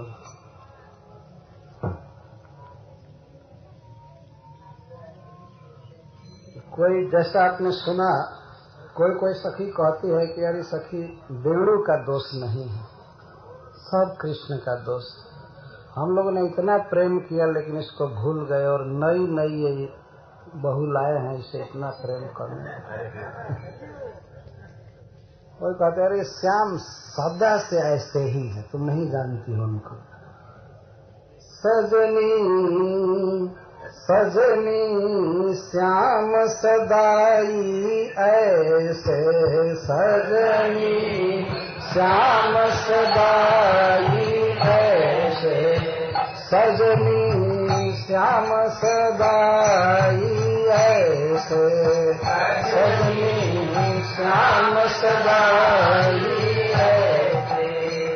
ऐसे शब्द बहुत ही बुरा लगता है समाज में। आप किसी के बारे में बात कीजिए और कोई कहे कि आप उनको जानते हैं तो कहे वैसे ही, तो ऐसे ही मतलब तू है, ऐसे में सारी बुराई आ गई, बस ऐसे ही है। सजनी श्याम सदाई ऐसे, सजनी श्याम सदाई ऐसे। एक अंग की प्रीति हमारी, एक अंग की प्रीति हमारी। हमारी जो उनके प्रति प्रीति है एक अंग की है, मतलब अनन्य, अखंड अखंड प्रीति है हमारी, लेकिन वे जैसे के तैसे। एक अंग की प्रीति हमारी, एक अंग की प्रीति हमारी। वे जैसे के तैसे सजनी, वे जैसे के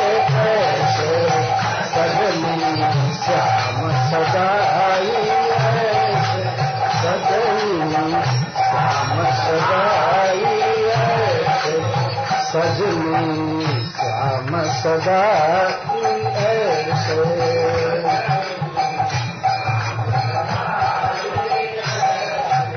तो उदाहरण देती है कि कैसे कोई व्यक्ति प्रेम करता है दूसरा प्रेम नहीं करता है। जो चकोर चंदा को चाहे, जो चकोर चंदा ने कन माने, चंदा ने कन माने। जैसे पृथ्वी पर रहने वाला चकोर चंद्रमा से प्रेम करता है लेकिन चंद्रमा कुछ नहीं प्रेम की कीमत करता है, इस तरह से कृष्ण हमारे प्रेम की कीमत उन्होंने किया नहीं। जो चकोर चंदा को चाहे, जो चकोर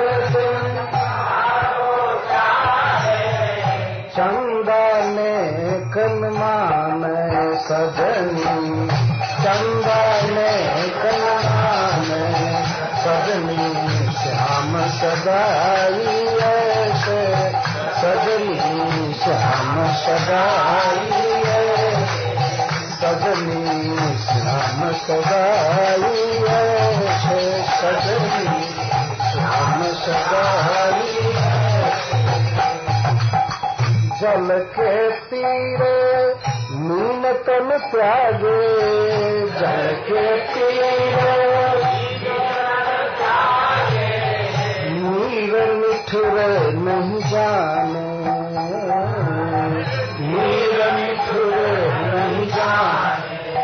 जैसे मछली जल के तट पर मर जाता है लेकिन पानी बहता हुआ छोड़कर चला जाता है। वो ये नहीं ध्यान रखता कि बेचारी मछली छटपटा रही है मेरे लिए, वो पानी बहता जाता है। ये कृष्ण की दशा। जल के तीरे मीन तन त्यागे, जल के तीरे ताली मत बजाओ। जल के तीरे मीन तन त्यागे, जल के तीरे मीन तन त्यागे, मीर मिठुर नहीं जाने सजनी, मीर मिठुर नहीं जाने सजनी श्याम सदाई ऐसे, सजनी श्याम सदाई ऐसे, श्याम सदाई ऐसे सजनी श्याम सदाई ऐसे। और जैसे पतंग आग पर गिर जाता है, आग से इतना प्रेम करता है लेकिन आग जला देता है उसको, फतंगे के प्रेम की कीमत नहीं कर। जो पतंग उड़ी पर ज्योति तकी, जो पतंग उड़ी पर ज्योति तकी।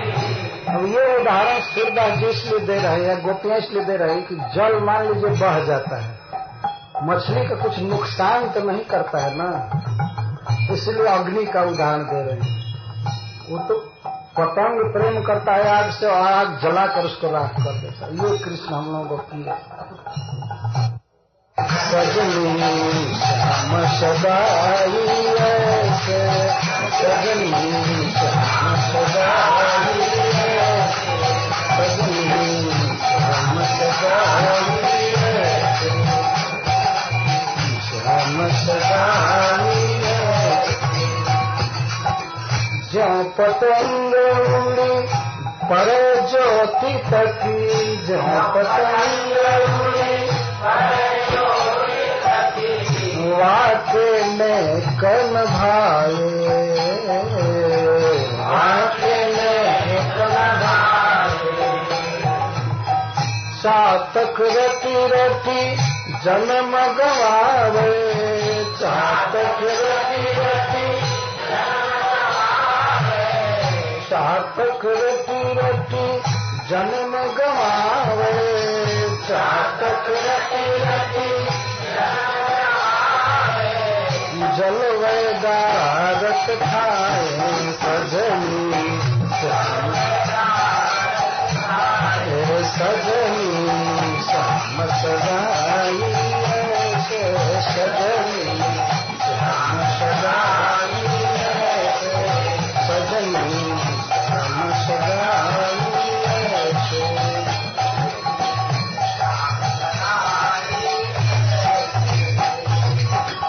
खाए का अर्थ होता है समुद्र। ज्यादा वर्षा समुद्र में होती है तो चातक एक बूंद पानी के लिए रट रट रट के मर जाता है, जीवन बीत जाता है, लेकिन बादल सारा पानी समुद्र में देता है, चातक के चोंच में नहीं देता है। तो हम मर गई तपस्या करके अधरामृत के लिए और सारा अधरामृत बांसुरी को दे रहे हैं। ये कृष्ण की दशा। चातक रटी रटी जन्म गवावे, चातक रटी रटी जल वेदारत खाए सजनी जल वेदारत खाए सजनी श्याम सदाई ऐसे सजनी श्याम सदाई सजनी श्याम सदाई ऐसे सजनी श्याम सदाई। तो ये तो निर्दयी है ही शुरू से, जन्म से ही, और जब से बांसुरी मिली है ये महानिर्दयी, तब से दोनों बहुत उत्पात कर रहे हैं। उन्हों ते निर्दयी बड़ी वे, उन्हों ते निर्दयी बड़ी वे, कैसी मुरली पाई सजनी कैसी मुरली पाई सजनी कैसी मुरली पाई।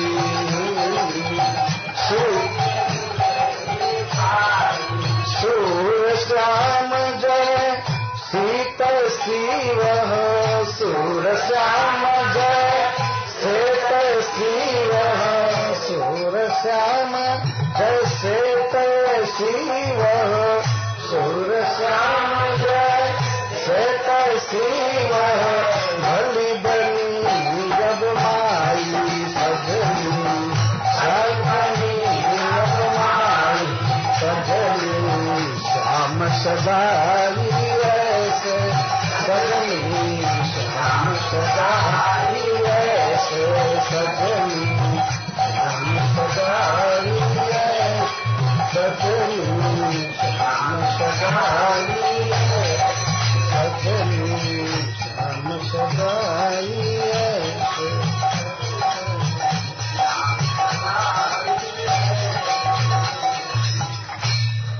सदा से कृष्ण ऐसे ही है। सजनी नख सिखते हरि खोटे सजनी नख सिखते हरि खोटे सजनी सात पर सजनी नख सिखते हरि खोटे सजनी नख सिखते हरि खोटे। ये नख से पैर से लेकर के और चोटी तक बिल्कुल बुराई से भरे हैं कृष्ण, इनमें दोष ही दोष है।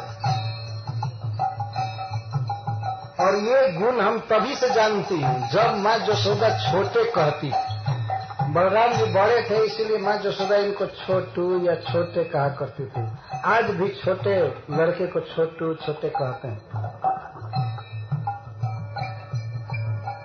ये गुण तब ही ते जानती हम, ये गुण तब ही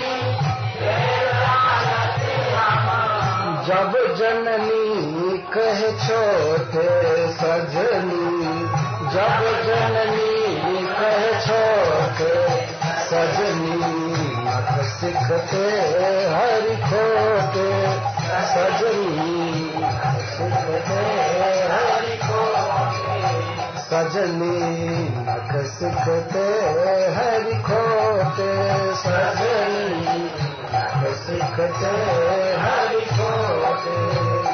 क्या क्या खोतापन है। जाकर जमुना के तट पर हमारा वस्त्र चुराए थे, वही कृष्ण है ना। अंबर हरे जाई जमुना तट, अंबर हरे जाई जमुना तट, अंबर हरे जाई जमुना तट, अंबर हरे राखे कदम चढ़ाई सजनी, राखे कदम चढ़ाई सजनी। सबके चरित सब जानती हो, सबके चरित कीनी नीलज बनाई सजनी, कीनी नीलज बनाई सजनी। सीखते हरि खोते सजनी, सीखते हरि खोते। जब हम तप करी तन गारो, जब हम तप करी अधर सुधा रस काज सजनी, अधर सुधा रस काज सजनी। सो मुरली निबरे अचरती है, सो मुरली ऐसे हैं ब्रजराज मुरली, ऐसे हैं ब्रजराज सजनी। सीखते हरि खोते सजनी, सीखते हरि खोते। हमको यो औरन को ऐसे, हमको यो रन को ऐसे, मुझरक दीनों दार, मुझरक दीनों दार। सूरईते पर चतुर कहावत, सूरईते पर चतुर कहावत, कहा दीजिए धारी सजनी, नख दीजिए धारी सजनी। नख सुखते हरि खोते सजनी, सुखते हरि खोते सजनी, सुखते हरि खोते सजनी। ये गुण कब ही ते जानती हम, ये गुण कब ही ते जानती हम। जब जननी कहे छोटे सजनी, जब जननी कहे छोटे सजनी। सीखते हरि खोते सजनी, सीखते हरि खोते सजनी, सीखते हरि खोते।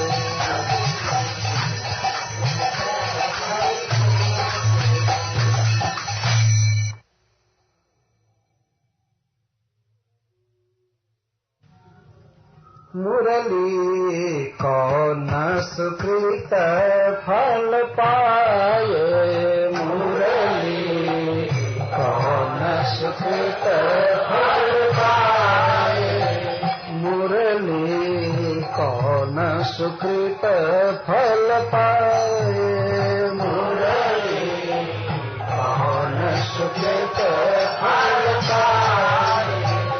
अधर सुधा वती मोहन को, अधर सुधाती वती मोहन को, अधर सुधाती वती मोहन को, अधर सुधाती वती मोहन को। सब कलंक नसाए मुरली, सब कलंक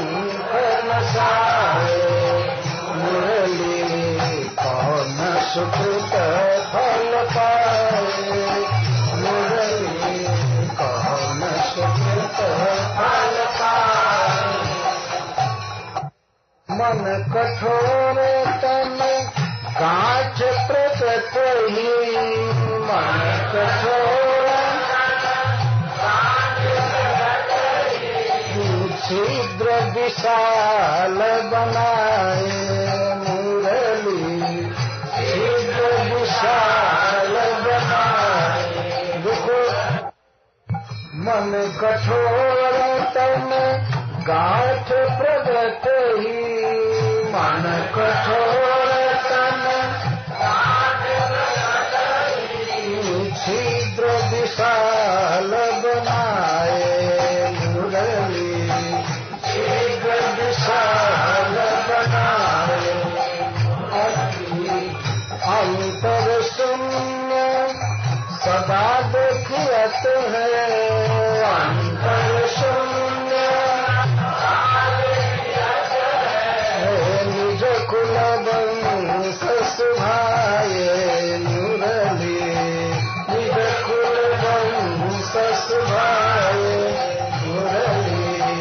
कौन सुकृत फल पाए मुरली, कौन सुकृत फल पाए मुरली, कौन सुकृत फल पाए मुरली।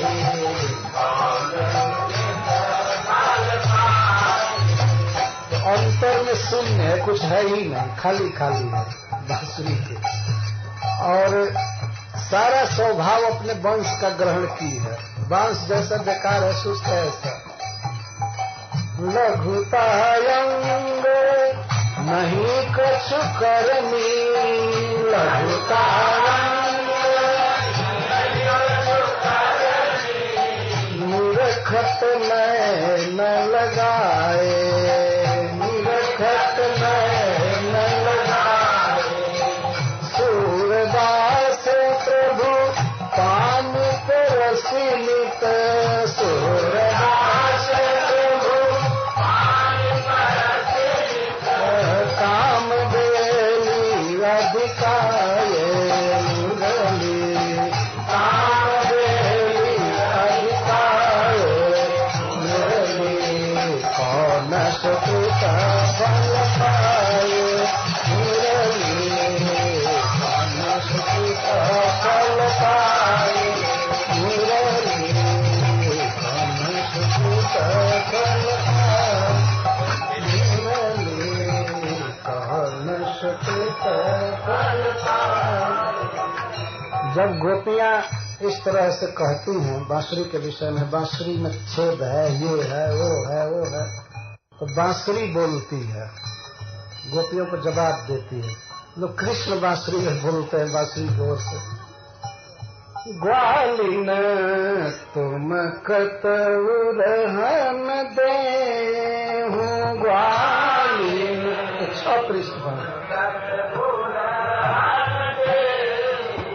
ग्वालिन तुम कतउरहन दे हूँ, ग्वालिन तुम कतउरहन दे। क्यों हमको बुरा भला कह रही हो? जाकर के श्याम सुंदर से पूछो कि मैंने क्या क्या तप किया। वो बिना कष्ट के ऐसे नहीं अधरा में पी रही है, कृष्ण गा रहे हैं। ग्वालिन तुम कतउरहन दे हूँ, ग्वालिन तुम कतउरहन दे। पूछहु जाई श्याम सुंदर को, पूछहु जाई श्याम सुंदर को। जी दुख जुड़े सने हो ग्वालिन, जही दुख जुड़े सने ग्वालिन तुम कतउरहन दे, ग्वालिन तुम कतउरहन दे। अरे ग्वालिनो, तुम लोग क्यों मुझे उलाहना दे रही हो? क्यों मेरा दुर्गुण गा रही हो? जाकर के श्याम सुंदर से पूछो। तो बांसुरी बोल रही है जोर से और श्याम सुंदर ही बोल रहे हैं, लेकिन बांसुरी की ओर से बोल रहे हैं। तो गोपियां तो जल गई सुन करके। ये बहुत जोर से अभिमान में बोलती है। श्याम सुंदर से पूछो कि उनके साथ हमारा स्नेह कितना कष्ट से जुड़ा है, कितना तप करके तब संग हुआ। जिस दुख जुड़े स्नेह, जिस दुख से स्नेह जुड़ा है कृष्ण से, वो जाकर उनसे पूछो। ग्वालिन तुम कतऊ रहन देहु, ग्वालिन तुम कतऊ रहन देहु, पूछहु जाई श्याम सुंदर सो, पूछहु जाई जिहि दुख जुड़यो स्नेहु, ग्वालिन जहि दुख जुड़यो स्नेहु, ग्वालिन तुम कतऊ रहन देहु, ग्वालिन तुम कतऊ रहन देहु। देखो क्या क्या मैंने दुख सहा। बांसुरी बोल रही है। एक तो जन्म लेते ही मैं अपने परिवार से विरक्त हुई। बांस के कोट से बांस को काट कर अलग किया जाता है, तो इस पर बांसुरी कह रही कि मैं जन्मभूमि ही नहीं त्यागी, अपना वंश भी त्याग दी। पहला मेरा कठिन तप देखो बांसुरी बनने के लिए। जन्मत ही ते भई विरत चित, जन्मत ही ते भई विरत चित, सजो गाम गुन गेहु ग्वालिनी, सजो गाम गुन गेहु ग्वालिनी, तुम कतऊ रहन देहु, ग्वालिनी तुम कतऊ रहन देहु। क्या हुआ कि मैं जन्म से ही अपने परिवार से अलग हो गई, गांव छोड़ दी। गुण का अर्थ है स्नेह का बंधन, परिवार से छोड़ दिया और घर छोड़ दी। इस तरह से क्या तुम लोग अपने घर को छोड़ी हो कृष्ण के लिए? बार बार गाली दे रही हो हमको। हमने तो अपना घर छोड़ दिया कृष्ण के लिए, परिवार छोड़ा, स्नेह छोड़ा, तुमने क्या छोड़ा है? और बात कर रही, कम तपस्या हमारी है। जन्मत ही ते भई विरत चित, जन्मत ही ते भई विरत चित। जो बांसुरी बजाया जाता है तो जन्म का मतलब है कोमल बांस से बनाया जाता है। ये अर्थ है कि बहुत जल्दी परिवार से अलग हो गई। ये नहीं कि 75 वर्ष का होने के बाद तब वानप्रस्थ लिया। जन्मत ही ते भई विरत चित, जन्मत ही ते भई विरत चित, सजो गाम गुन गेहु ग्वालिनी, ग्वालिनी तुम कतऊ रहन देहु, ग्वालिनी तुम कतऊ रहन देहु, ग्वालिनी तुम कतऊ रहन देहु। मुझे कृष्ण के लिए घर छोड़ना पड़ता है।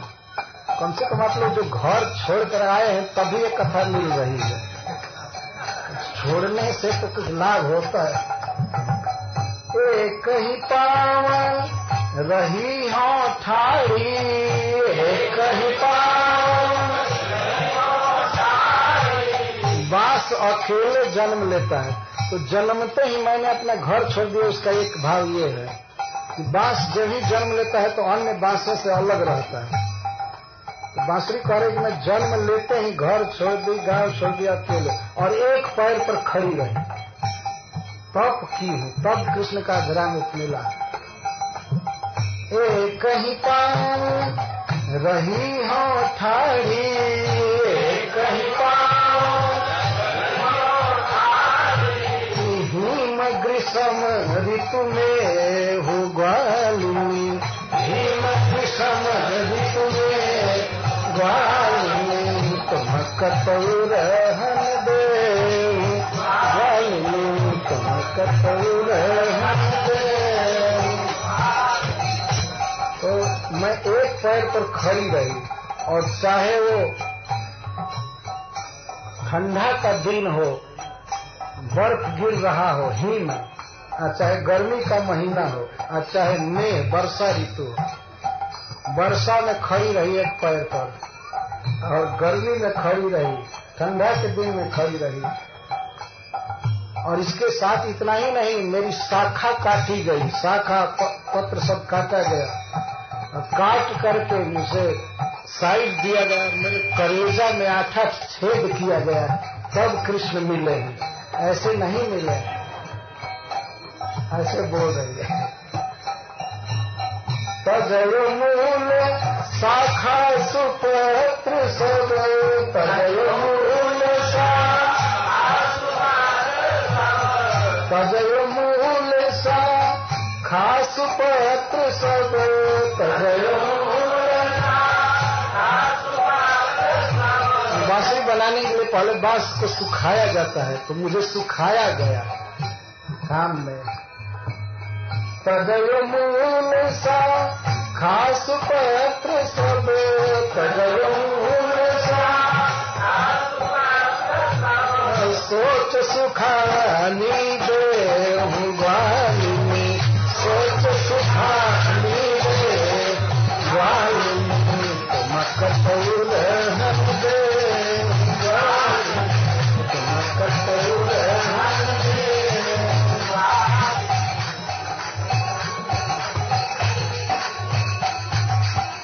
तजयो मूल शाखा सुपत्र सब, सोच सुखानी दे।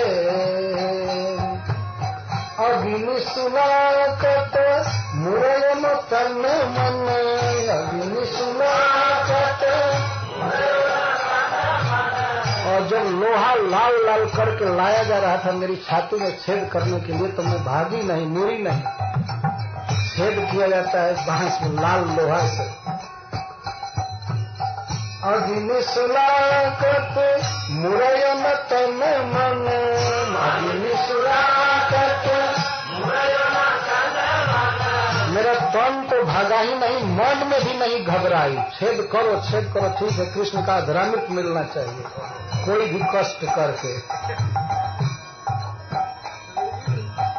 अग्नि सुनाकत मुरयन तन मन, अग्नि सुनाकत मुरयन तन मन। विकट बनावत देहु वालिनी, विकट बनावत देहु वालिनी, तुमक तौल हम देहु वालिनी, तुमक तौल हम देहु वालिनी। तो मेरा देह विकट बनाया जा रहा था, 8 जगह छेद किया जाए, पहले धूप में तपाया जाए और आग से छेद किया जाए। बताइए इतना कष्ट सही तब में कृष्ण मिले हैं, तो ये केस मुड़ाने में क्या दिक्कत है? जो छाती में छेद में सह गई, तो कृष्ण के लिए केस कटाना पड़े तो कौन बड़ी बात है। अग्नि सुनाकत मुरयन तन मन, अग्नि सुनाकत मुरयन तन मन। विकट बनावत देहु वालिनी, विकट बनावत देहु वालिनी, तुमक तौल हम देहु वालिनी, तुमक तौल हम देहु वालिनी, तुमक तौल हम देहु। बकती कहा बांसुरी कही कही, बकती कहा करी करी तामस देहु वालिनी, करी करी तामस देहु वालिनी। क्या बक रही हो तुम लोग हमको बांसुरी बांसुरी कहकर? बांसुरी से उपहास करे, बांस की बेटी ऐसा कहा। बांसुरी कह करके क्यों बक रही हो? और करी करी तामस ते, ये तामस का अर्थ क्रोध कर करके क्यों मुझको बुरा बुरा बोल रही हो? हमारे जैसा तुम भी करो और अधर रस ले हो, तुम भी अधर रस लो, तो मर क्यों रही हो? मैं इतना मर गई कृष्ण के लिए, तुम क्यों इतना छेड़ रही हो?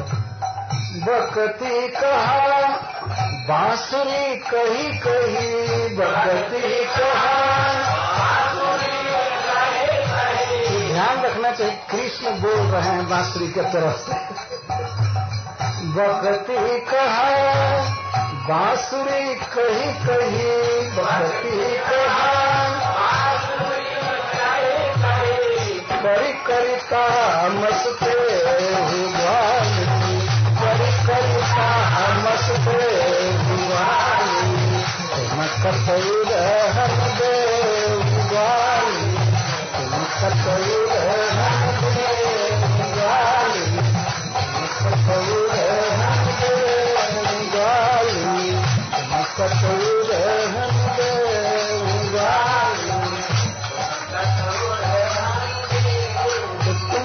क्यों नहीं श्याम सुंदर को इस रीति से रिझा लेती है? तुम भी 8 छेद करो छाती में, हमारे जैसा परिवार छोड़ो, क्यों नहीं श्याम सुंदर मिलेंगे?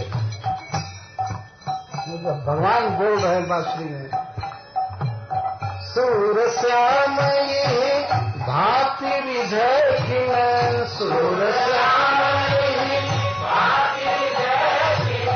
तुम अधर रस ले हुआ, तुम रस ले हुआ,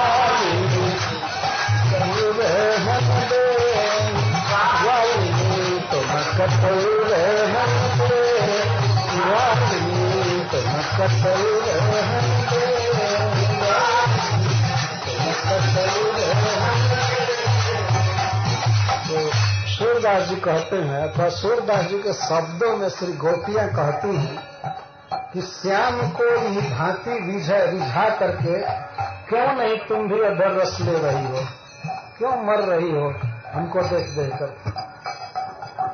सूर श्याम ये भांति रिझे कि न, सूरदास तुम अधर रस ले